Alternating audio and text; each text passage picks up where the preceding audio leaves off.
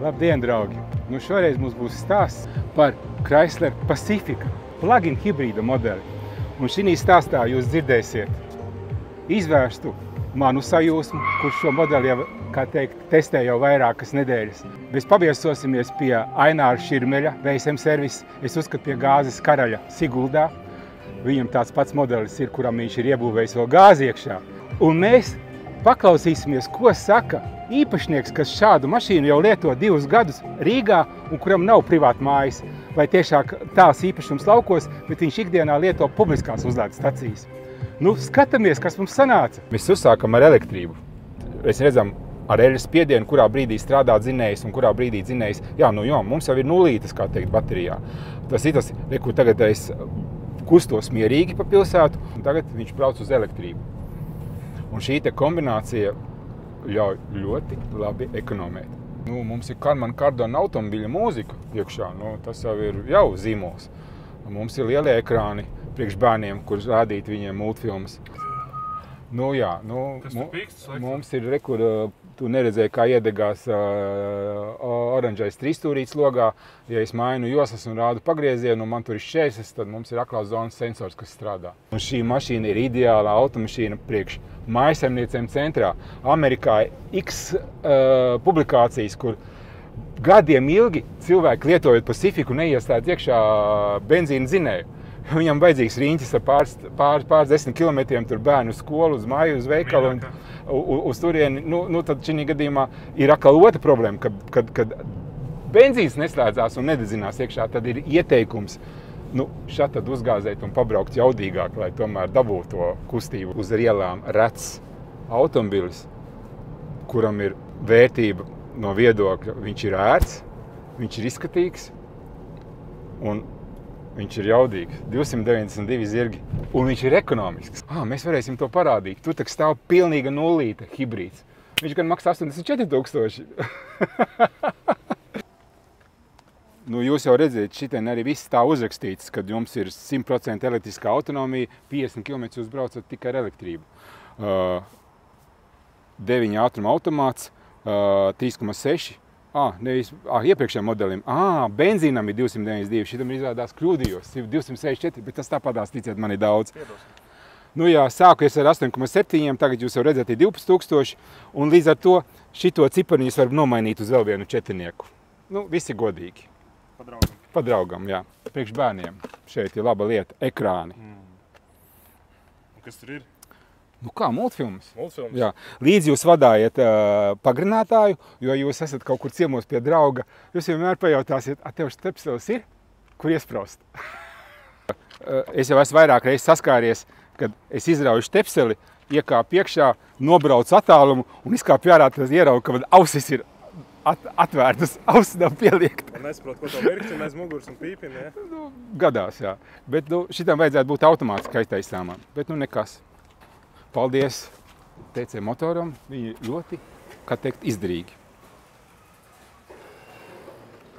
Te, kur mans sapņu auto stāv, pievērs uzmanību cenai, es teicu, ka šitas maksā drusku dārgāk nekā, ko es varu piedāvāt, jo viņam ir maksimālais aprīkojums. Es gribētu, lai tu attaisīšu salonu un parādīšu, kas ir salonā. Ar ko viņš atcerās, mums ir bagātākā versija, kas saucās Pineapple. Pineapple. Jā. Nu, paskaties, kādi viņiem ir sēdekļi. Par to naudu jūs dabūnat vēl 2 spilventiņus klāt. Mīkstus. Ar Chryslera zīvīti. Skaidrs, ka te ir tas pats, te ir jaunāks modelis, šitas ir savādāka konsole. Šis arī hibrīda versijas modelis ir hibrīdiem baterijas stāv vidējā rindā. Līdz ar to, ja jums ir plānā vēl kaut kādas pārbūves veikt automobilī, tad jūs varat rēķināties tikai ar to bedri, kur iegludinās pakrējie sēdekļi.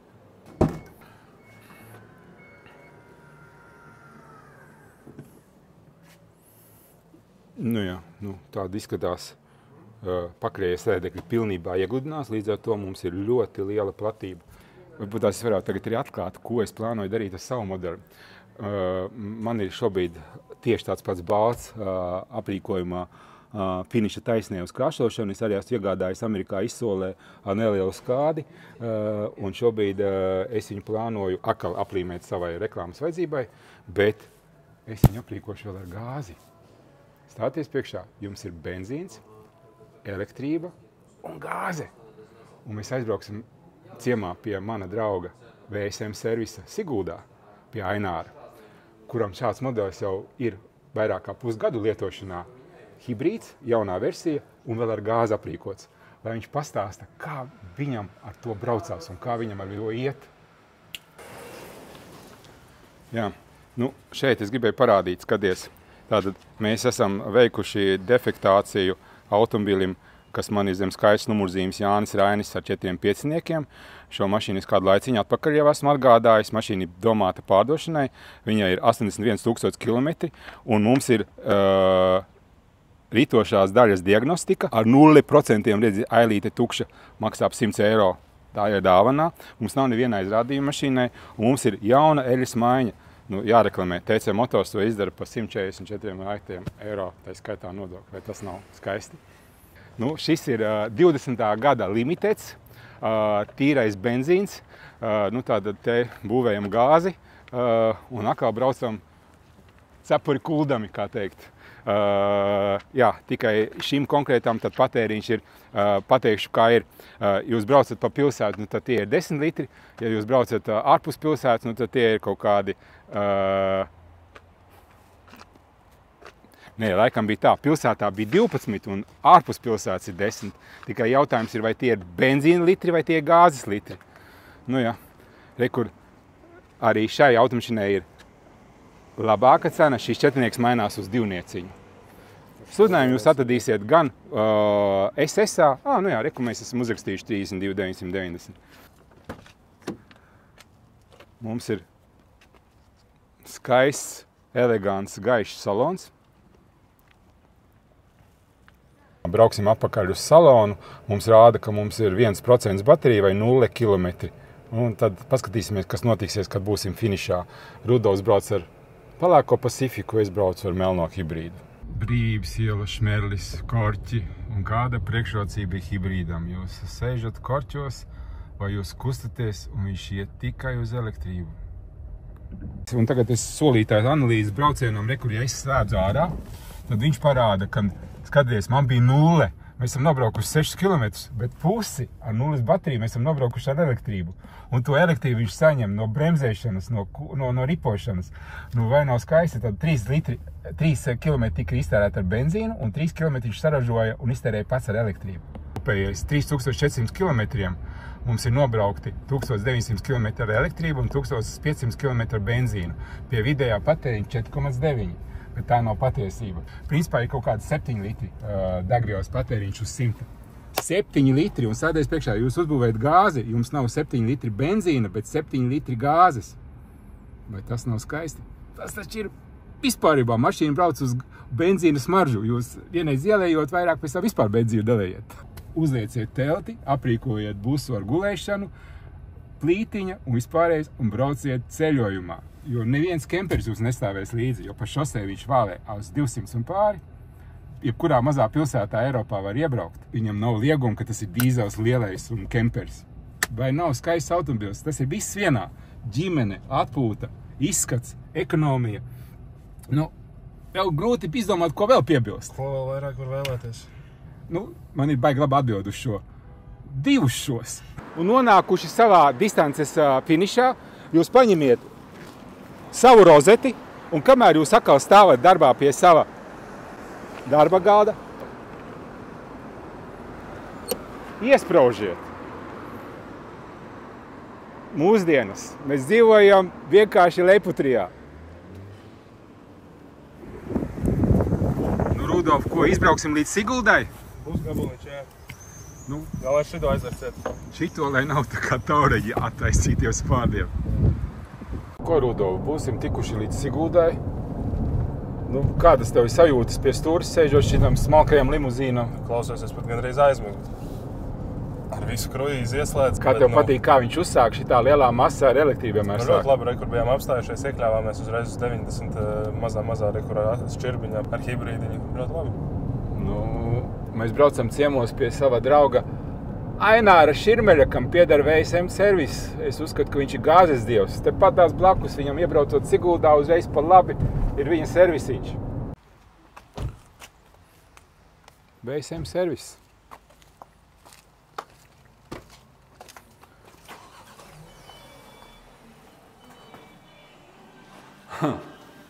Riepām smaržo un konfekts piedāvājumā, bet neviena nav.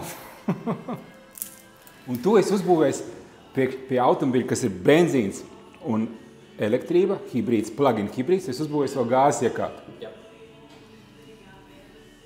Jūs sapratāt, kāpēc es atbraucu uz šejieni? Pastāsti, tu esi uzbūvējis, tev ir automobils, benzīns, elektrība, plug-in versijā, ar ko tu vari uzlādējot, nobraukt tos 50 km. Mēs visi zinām, ka viņam ir ar hibrīda versiju ir mazāks patēriņš. Jā. Cik ir tavai mašīnai patēriņš? Tev ir Pacifica. 10 ārpus pilsētas, 12 pilsētā, plus mīnus kaut kā, kaut kas tāds. Un tagad hibrīdam cik ir ārpus un pilsētā? Man pieņemsim, tur es rādīju... Ārpus, es domāju, 7, tā plus mīnus. Tas ir tad, kad tu brauc pa autobānu un dedzināji toreiz 7. Jo man rāda tagad uz 3000 kilometriem, man rāda piečuku tikai, godīgi sakot. Tad, kad pa autobānu iet, tad ir 8 gāzi. Tāpēc, ka gāzai jāskaita 20% klāt pret benzīnu. Gāze ir vieglāka, kā mēs zinām, 1 litriņš. Mums vajag kilograms. Nē, sakam, lai tauta saprot, mums ir litri patēriņš. Benzīns vai... 7 benzīns. 7 benzīns. Bet tas ir pa bāni pedāls. Tā 160, 150. Un ja mums ir gāze, tad benzīna vietā mums ir gāze. Tikai gāze ir 1 Gāze ir 1 litrs klāt, ir 8 litri. Bet uz pusi lētāk.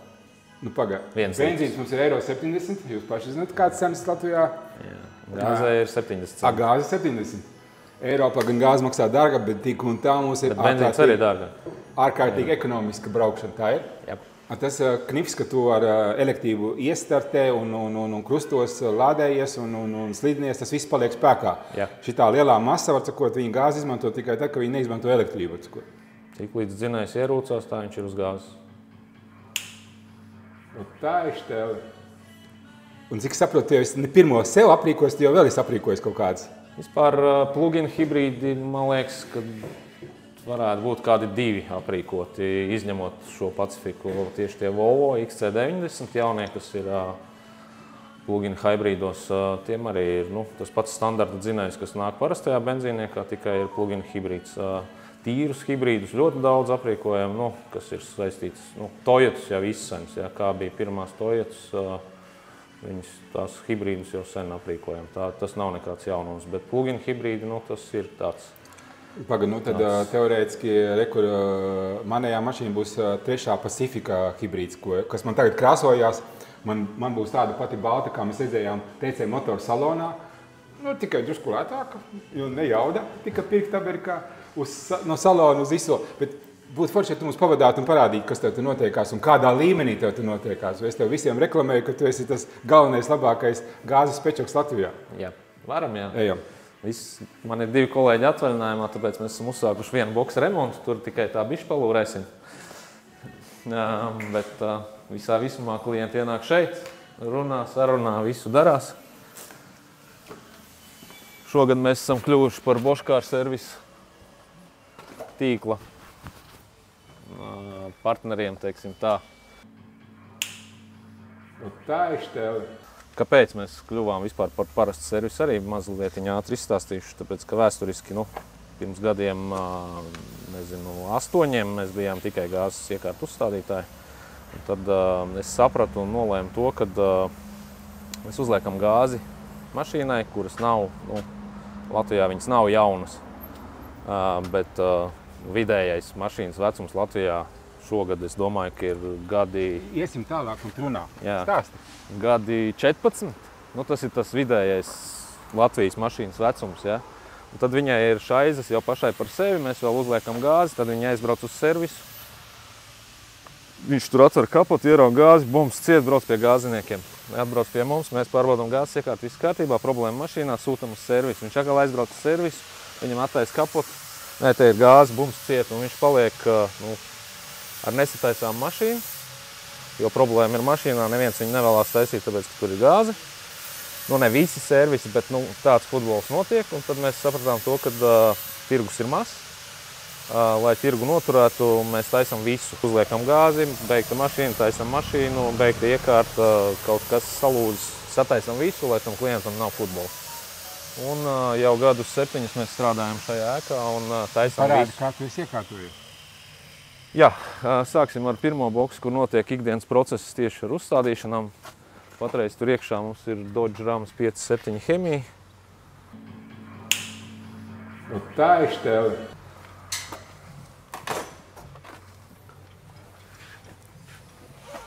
Tiek likts bačoks priekšlogu mazgājumiem šķidrumā, ja? Jā, tur iepilda to lēto šķidrumu, ar kuru var tikt uz priekšu. Šitais zvēriņš tur pilsētā iet ar 22, 3, 25 litriem vai 8 Hemi. Bet, pat cik pie zemām slodzēm viņam atslēdzās 4 cilindri, tad šis ir ekonomiskākais no amerikāņu džīpiem. Šitiem lielajiem Fordiem 150-niekiem un tiem tu arī esi hibrīdiem licis kaut kāds? Ir viens plānā. No Jelgavas puses nāks viens hibrīds plānojās rudens. Tieši F-150, jā. Tas ir interesanti, jā. Tas būs interesanti, jā. Jā, tas mums būs vēl projektā. Tā, kāds mums ir izgājis pusdienās. Šeit notiek, šis ir dīzels, taisam arī dīzeli. Klientam jau otra mašīna ir dīzels, taisam arī dīzeli. Šim konkrēti izpūtais caurs, sataisīsim. Te cilvēks ir nobraucis bez eļas spiediena, no Bauskas līdz Priekuļiem un tālāk ar evakuātoru motoru maiņa. Bet tas nav skaisti. Šeit mums iet lielie F-150 un rāmi, bet patreiz šis pacēlājs ir dzīvojis salī precīzi 7 gadus un tagad viņš tiek restaurēts, kamēr puisis ir atvaļinājumā. Varbūt nolikt šodien te pie zālītes, lai var nolikt fonā, tad jau tavs servis un tā tālāk, jā? Es piebraucu.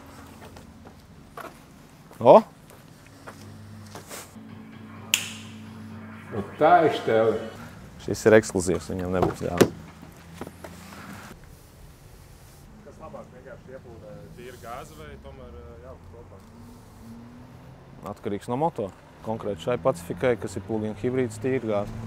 Tīra gāze, Jā. Ja mēs runājam par tiešās iesmidzes dzinējiem, tad 10% gāzes, 90% gāzes, 10% benzīns. Droši vien, kad 700 zirgu Dodge Ram TRX-am mēs pedāļa grīdā režīmā, kad ir slodze virs 90% un apgriezieni virs 5000, ka mēs piemaisīsim 70% gāzes, 30% benzīns. Pastāsti nākamam klientam, ja mašīna paliek Latvijā, jo man viņa ir vācu brīfu un viņa ir sagatavota visai Eiropai, tad, ja gadījumā paliek Latvijā un grib kāds iekrīkot gāzi, plug-in hibrīdam, ko tu vari piedāvāt? Tātad gāzes iekārta būs Prince VSI 2.2. Tie cipari nav tik svarīgi. Uzpildes lokācija mums ir nospied Vilmās podziņu. Uzpildīti būs šeit.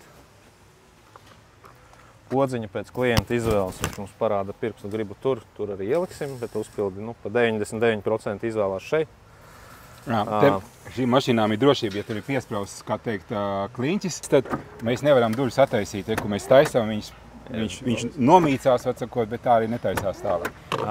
Jā, tas ir droši. Šai mašīnai zem mašīnas ir baterija milzīga. Respektīvi, tur ir 2 baterijas, to es zinu, ja? Hybrids un plug-in hybrids. Un tātad standartā Pacifikai bez plug-in hybrida mēs liekam balonus, Vidējās rindas bedrēs, kuras sēdekļi lokās iekšā, tad šeit sēdekļi ņemās ārā. Jā, kas ir mīnus? Ja jūs būvējat gāzi nākotnē hibrīdu modeļiem, tad gāzes balons būvējās iekšā, tur, kur gludinās iekšā pēdējā rinda, trešā sēdvietu rinda. Un tā jums vairāk nav iegludināma. Vai jums vedat kaut kāds lielāks mantas, tad jums jāizņem ārā. Vai sēdvietu rinda grūti skrūvējās laukā vai nē? Nē. Viegli? Jā. 1, 2, 3, 4. Vienai pusītē 4 skrūvas, otrai pusītē 4 skrūvas. Vai jūs viņu noliekat šķūnī un braucat bez viņas, vai jūs vienkārši 4 skrūvas? Man viņa ikdienā pa 90% braukā kā 4-vietīgs auto. Liekam iekšā 262 litru balonus ar 80% uzpildi, apmēram 100 litri. Un tad pareiķiniet, cik tālu es varu aizbraukt, ja man viss ir pilns. Baterija, tie jau ir 50 km. benzīns, kas ir 550, 600. Man rāda ar benzīnu 700. Nu, es esmu agresīvāks. Pabrauks tu, kā es, tad tev arī rādīs 600. Nu, skaidīsim. Labi, tavā gadījumā mums ir 50 plus 600, 650, plus gāzi mums ir 100 litri. No 2000 jūs varat nobraukt. Tad ar Latvijas degvielu, kur Tad jūs esat tukši. Savādāk pateikt. Ar Latvijas degvielu, kur tu PVN esi dabūjis apakaļ uzņēmumu, tu tiec principā praktiski līdz 2000 km rādīsā. Nu, Gandrīz līdz Romai, jā. Nu, jā. Tur ir 2,5 no šeit. Līdz Milānai tiekam. 2000 km rādījusā ar vienu uzpildi. Pacifiku līdz Romai, jā. Ar Pacifiku līdz Romai un Latvijas PVN nāk apakaļ. Tas ir tas pats galvenais mesiķis. Vēl ko es aizmirstu pieminēt, šī Pacifika droši vien Ilmārs arī varēs komentēt, ja? Kad izbraucam ar parasto, tu esi braucis parasto. Tu man parastā ikdienā. Jā. Nu, kā viņš atsaucās šitais, salīdzinoši ar to? Dienu un nakts. Tā jau ir Tesla. Nu, tas ir tas, kad mēs visu... Šī ir mašīna, kas sver vairāk, kā tu precīzāk pateiksi, 2 tonnas un cik? 2,400. 2,400. Un tādēļ priekš 2,400 no sarkanā uz zaļos, kad iedegās un ka jums jāsāk kustība, tad 2,400 iedarbināt, nu tas aiziet tenīs caurumos diezgan daudz. Bet mēs vienmēr uzsākam ar elektrību, un viņš elektrību saražo. Starp citu, mēs iefilmēsim, tagad mums ir tukša baterija, mēs atbraucām līdz Siguldai, mēs tur drusku palādējām pie darba. Un rezultātā, ka mēs būsim atkal finišā Rīgā, tu redzēsi, ka viņš būs nobraucis kaut kādu trešdaļu ar elektrību. Kāda elektrība? Ja ir tukša baterija, viņš pats viņu arī uzlādē pa ceļam. Un pats arī izmanto. Tas ir vienkārši. Es uzliku Nokia mīksto powerproofu, ja? Man šovasar ir bijis viņš, neskaitīsim ziemu, kad es biju slēbot, tad es biju ziemenēm, ja? Bet tā tad ir bijis viena Itālija, viena Portugāle un viena Norvēģija. Ar to pašu mašīnu? Tā mašīna jau šovasar izbraukusi ir 3 tripus lielos, ja? Jau viena eļas maiņa, ja? Izīrē? Kas te? Izīrē? Nē, man vienkārši sievstāvs ir tajā vecumā, kad viņš vienkārši brauc. Kur acis rāda. Gaidam to vecumu, kad varēs vienkārši braukt. Ar lētu degvielu, ja? Nu, problēma gan Skandināvija bija, kad iet apli caur Somiju, ja, tad tur tās degvielas, nu, LPG nav. Bet viņš tika jau principā līdz pašai augšai ar Latvijas degvielu, un tad atkal Norvēģijā, kad pārgāja, tur bija uzpildes stacija, tur gāziet iekšā un brauc tālāk. Un par tām mīkstajām riepām runājot, jāliek cietāk sastāv riepas, jo elektromobīlis kā tāds, viņam ir nenormāli grieze, un tajos kalnos braukājot, visu kaut kur braukājot, no tā sarkanā zaļais parādās iespiežam, ja? Es redzu, ka priekšējās riepas man šovasar jau palikuši no 8,4 mm, aizmugurējās vēl joprojām 6 mm. Tu tikko padalījies ar tādu ieteikumu, par ko dakteri prasa naudu. Atsako, ja tu būtu dakteris, tad tu zini, kā tu atver durvis, un tev jau ir 40 eiro kāds parādā. Ja mašīna ir smaga, cietāka sastāva riepa, vienalga spējas nodrošināt kvalitatīvu saķeri, mīkstās vienkārši ļoti ātri dils. Ja? Paldies par ieteikumu. Ja jums ir elektroauto, tas ir principā attiecās uz visiem elektromašīnām. Jā, tas ir, jā. Nu, viņas visas elektromašīnas kā tādas ir smagas, ja? Un ja viens tilts ir velkošais, pilnīgi loģiski, ka tas velkošais tilts pasmināt dils riepas. Manā gadījumā uz 2 eiro tripiem. Bet, cik es sapratu, tur riepas arī piedāvā, ja? Jā, mums ir Nokian Tires. Jā, un tad ir arī tev kaut kādi speciāli riepas ir hibrīda Pacifikām priekšā, ko uzlikt? Atradīsim cietāk sastāvu riepas, jā. Pakaļā var izvēlēties kādu gribu lētāku modeli. Liksim visus 4 vienādus. Tā kā, jā.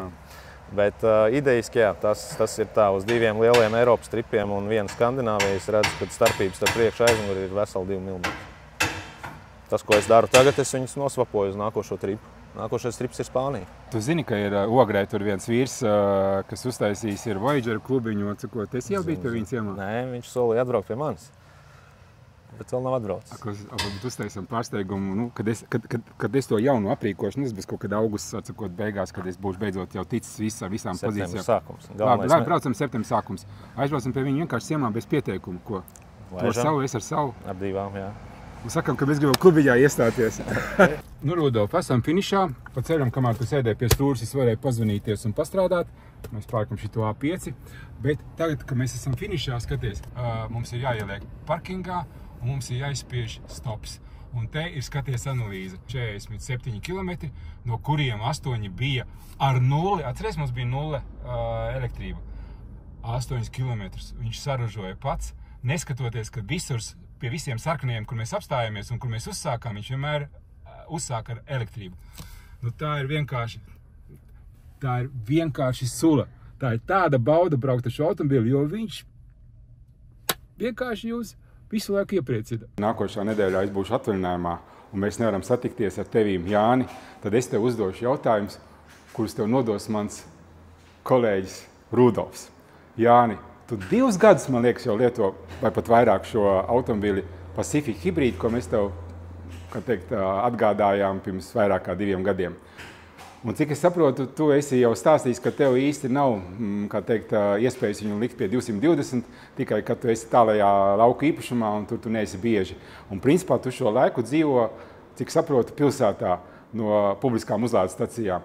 Pastāsti, kā tev par šo laiku ir gājis, ko tu esi, kā teikt, sapratis un kāda ir tā kopējā iezīme šī situācijā priekš tiem nākamajiem interesantiem, kam šī lieta, ko tu, kā savu pieredzi izstāstīs, būs zelta vērta. Jā, nu sveiks, Vilmār, lai tev veiksmīgi atpūsties. Kā man iet, tiešām 2,5 gadu atpakaļ. Tam pilsētniekam šāds hibrīds, kurš domā tikai uz elektrību braukt, noteikti būs piemērots tikai tad, ja tu skaidri zini, no kurienes uz kurienu un cik bieži tu brauc. Un ir tā, ka es dabūju uzlādēties reizi vai 2 reizes nedēļā, kad es visu lielāko daļu nobraucu uz elektrības. Bet, ja sanāk aizbraukt kaut kādu garāku gabalu, tad mēs pārslēdzamies gan uz degvielu. Tomēr es esmu no tiem, kurš uz šāda veida auto pārsēdās tūlīt pēc Lancijas vai dīzeļa motora Chryslera. Un īsti daudz, pat godīgi sakot, par to elektrību vai benzīnu nedomāju, jo es izbaudu klusumu braucot mašīnā un to nenormālo komfortu. Tu brauc, tu dzirdi savas domas, tu dzirdi blakus sēdētāju un tev pēc garākiem braucieniem nedum galva. Man ļoti patīk tajā mašīnā braukt, viņa ļoti klusa. Jā, un viņa ļoti forši viņā sēdēt, viņa ļoti ērta. Un aizmugurē ekrāniņu visādi, kur var visu kaut ko darīties, ja? Jā, mēs esam skatījušies tur multenes, visādas filmas. Un tā ir štēle. Galvenais ir tas, ka viņā ļoti forši sēdēt. Tas vats, ko es nopērku, īsti visās publiskajās uzlādes stacijās gluži nedara. Tad es sapratu, ka izrādās tiem štekeriem ir dažādi tipi. Type 1, Type 2, tad tur čādēmo un tam līdzīgi. Tad es sapratu, ka lielākā daļa no publiskām stacijām apkalpo elektroauto, kuriem ir čādēmo uzgals. Bet amerikānim nav, amerikānim ir Type 2.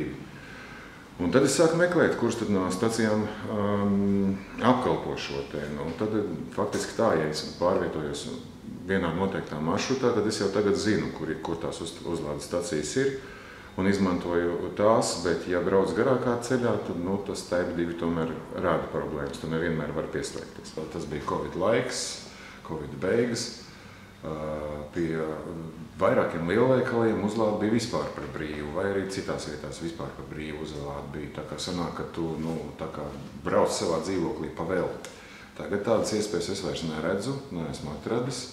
Un, ja rēķina kāpēc, tad jā, tiešām ir jārēķina. Teiksim, daži, negribu sliktus vārdus teikt konkrēts nosaukums, bet dažas uzlādes stacijas kopā ar to pieslēgšanās pakalpojumu, pēc tam, pat ja uzlādē pilnībā, sadalot uz 100 kilometriem, man sanāk precīzi tieši tas pats, kas braukt par benzīnu. Tātad tev ir tīri cilvēciski izvēle, vai tu gribi braukt zaļi vai pa benzīnu, bet uz tavu maku tas nekādu ne labu, ne sliktu neatstāja.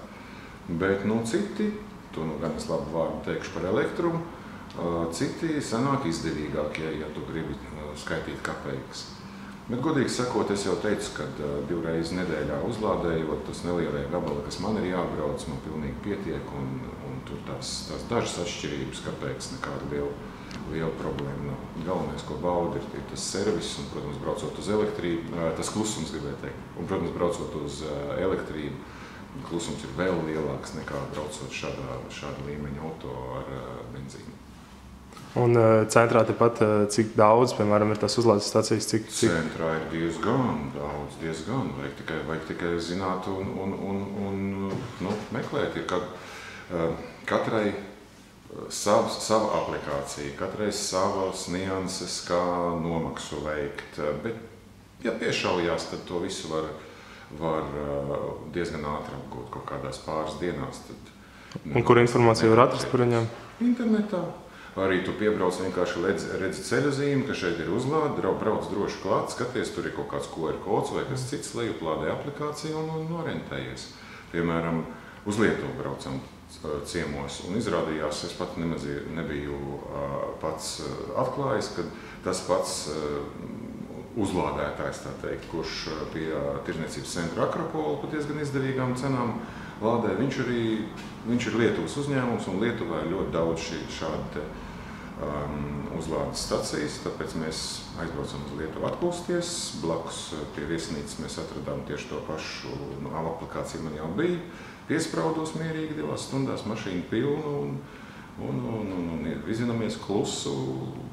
Latvijas nevienam lietuvietam ar skaļu trokšņiem vec auto netraucē. Pilsētniekam ir jārēķinās ar to, ka dzīvojot 4. vai 5. stāvā, tu vadi no savu dzīvokli nenostieps, protams. Un ir kārtīgi jāpaskaita. Ja tu tiešām gribi daudz braukt uz elektrību, tad varbūt pilnībā elektrisko auto nopirkt, nevis šo te hibrīdu. Un katram ir jāsaprot savi maršruti vislielākais, kur tu tērē. Un atkarībā no tā tad arī izdari savu izvēli. Un es esmu pilnīgi droši, ka Vilmārs un viņa komanda tev noteikti to palīdzēs darīt. Mums ir izvests 220 uz ielas, un te mēs šobrīd uzspraužam, un tad tu varētu ienākt iekšā, parādīt automobiļus, sarēķina, cik viņš stāvēs pie šīs te parastās uzlādes. Viņš rāda, ka viņš lādēs līdz pilnai uzlādē, tur kaut kādas 5 stundas, tā ir? Jā. Nu, lūk, 5 stundu laikā viņš jums ir atkal pilns, jūs darat savas lietas darbā, ko jūs darat, un pa to laiku jums viņš lādējās. Tas ir patīkams moments. Nu ko, mēs esam finišējuši šo stāstu. Un tās bija šis stāsts par šo burvīgo plug-in hibrīdu Pacifiku, kur jūs varat iegūt. Šobrīd auto ir ar vācu dokumentiem, pilnīgi sagatavots jebkuram tirgum Vācijā vai šeit, ar izietu jaunu eļas maiņu un defektāciju, ka mums nav neviena aizrādījuma. Mums ir auto, sēdies un brauc un baudi dzīvi.